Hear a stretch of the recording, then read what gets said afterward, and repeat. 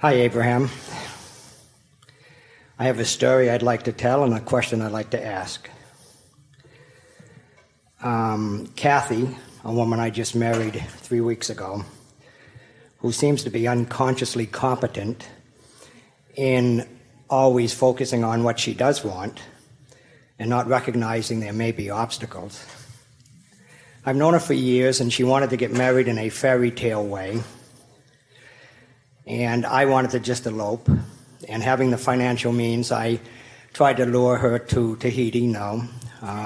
Hawaii to elope, no.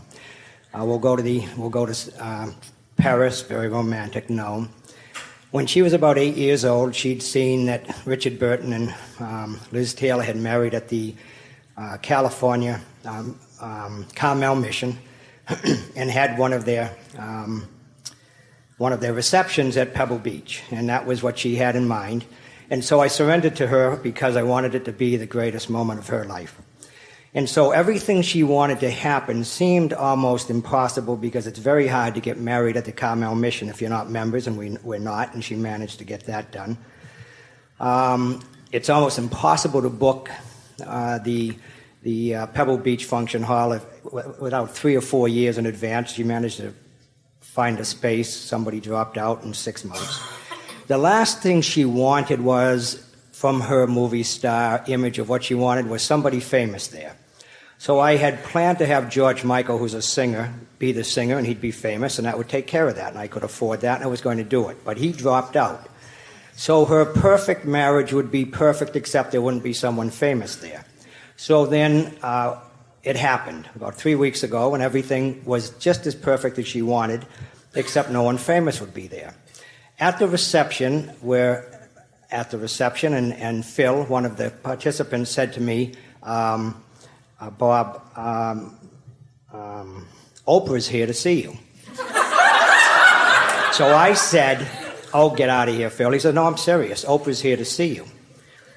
And I said, well, no, she's not. And he said, yeah, she's here with, who is she here with, Jonathan? Clint Eastwood. Oh, she's here with Clint Eastwood. I mean, I'd forgotten the, so I said, Phil, stop it. He says, no, and he grabbed me and pulled me around in the corner, and there's Oprah and Clint Eastwood.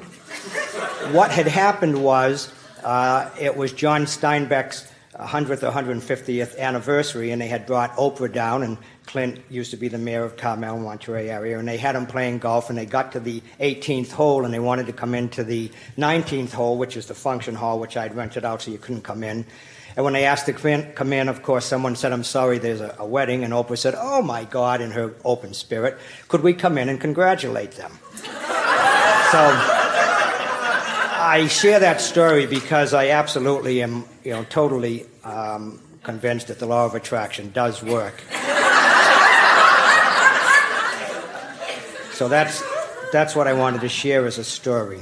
And there is more that we want to add to this, because we think that it is really worth pointing out that your dear mate was able to maintain her vibration of expectancy even with someone up close to her like you saying, that is not possible, that is not possible, that is not possible. In other words, it really is a very powerful story that lets everyone understand that it does not matter what anybody else thinks. In other words, her creation is her creation, and everybody else is just playing along with it.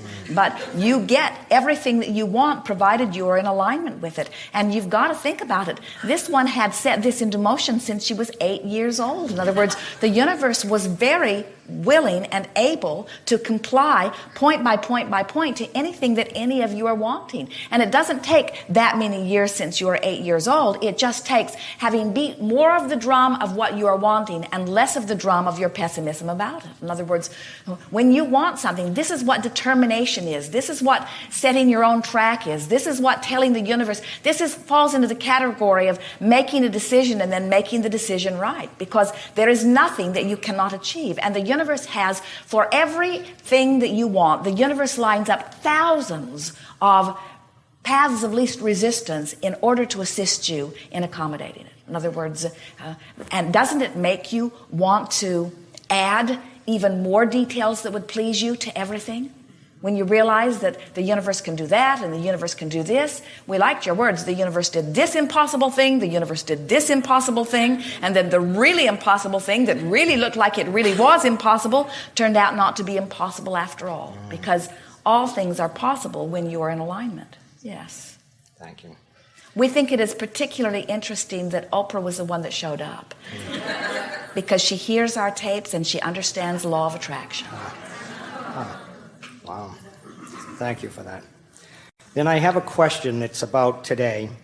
From all of my profound and deep meditation studies, learnings, travels, years and years and years, I was convinced that to blame anyone or anything, let me put it another way. If you didn't take 100% responsibility for everything, in fact, then you don't have faith in the law of attraction. So that's how I have it. So today I heard you share with a couple of folks, or at least one folk, that you might not feel, and of course if I'm incorrect, please correct me, that you might not feel inadequate, blame a circumstance till you can feel more adequate, and then take on the responsibility. So I heard you say something about blaming a circumstance. Well, that's not exactly what we are getting at. Let us explain why we are taking the tack that we are taking. We know that when you say you want something, that it's appropriate that you want it. And we know that this universe in which you are powerfully and leading-edgedly focused has the ability to yield to you anything that you want. And we also know that the only thing that will ever keep you apart from something that you say you want is beating the drum or holding a thought that is vibrationally resistant to the other thought. So what we are encouraging here is that you recognize that you've got some resistance by the negative emotion that you feel, and then you take whatever tact it requires to talk that resistance down. Now, we really want to insert here, and you are helping us make a stronger point of it.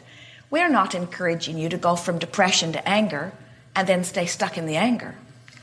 What we've noticed is that so many people go from depression to anger because anger is a sort of natural self-surviving instinct that shows up in the middle of all of that.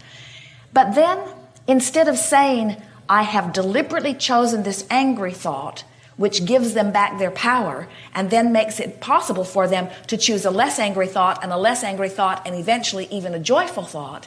If they haven't deliberately taken the power by acknowledging that they have chosen the thought, then they go from depression to anger to depression to anger to depression to anger to depression and anger. And long after they're gone, people describe them as somebody who was always mad at somebody. And so we really want to make it clear that you have to know that feeling good is your goal, but you have to be happy to feel as good as you can feel and not beat up on yourself for not being able to feel the best you've ever felt.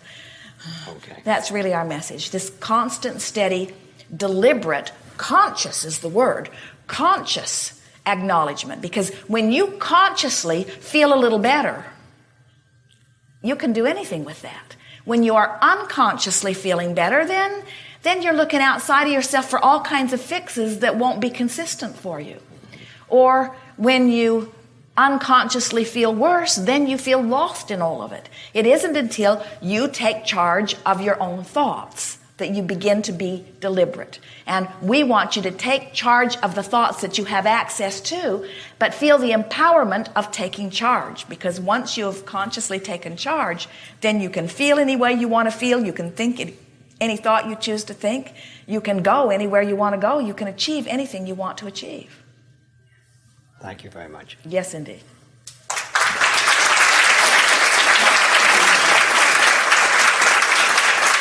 Second row. It's about determination, isn't it? Can you feel the power in the word expect? I expect something. Can you feel how when you expect something that the two components that are necessary are in alignment? When I expect something, my desire's in place and my belief's in place. Can you feel the power in determination? In other words, can you feel The focusing mechanism in determination.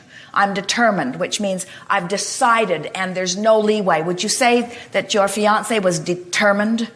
Determined. In other words, there was no leeway. Determined. Decided. No wiggle worm in the vibration. Determined. But you can feel the difference between determined and wishing, or determined and wishy-washy. You can feel. And so you're just reaching for this focusing mechanism. Yes.